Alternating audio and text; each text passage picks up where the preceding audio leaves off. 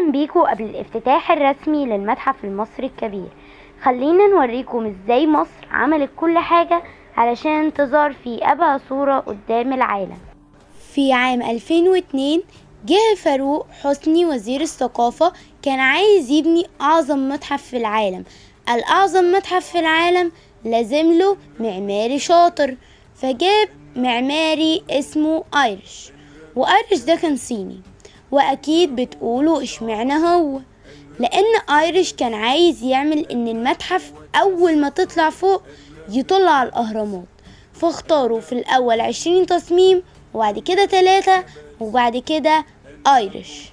شوارع ميدان الرماية وطريق القاهرة الاسكندرية الصحراوي اتجملت تماما، وخصوصا طريق الدائري. الطرق المؤدية للمتحف والمناطق اللي حواليه اتطورت بالكامل، وكمان عملوا مرافق سيارات وحافلات وإضاءات ليلية تخلي كل حاجة تشع نور. المتحف دخل في مرحلة تشغيل تجريبي من أكتوبر 2024 علشان يتأكدوا كل حاجة جاهزة قبل يوم الافتتاح الكبير. التجهيزات دي مش بس للزوار، دي كمان لضمان سلامة القطع الأثرية وتجربة سلسة لكل شخص بيجي. كل التحضيرات دي عملت فرق كبير.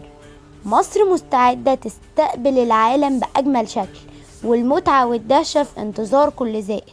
تابعونا علشان نشوف اللحظة التاريخية مع افتتاح المتحف المصري الكبير.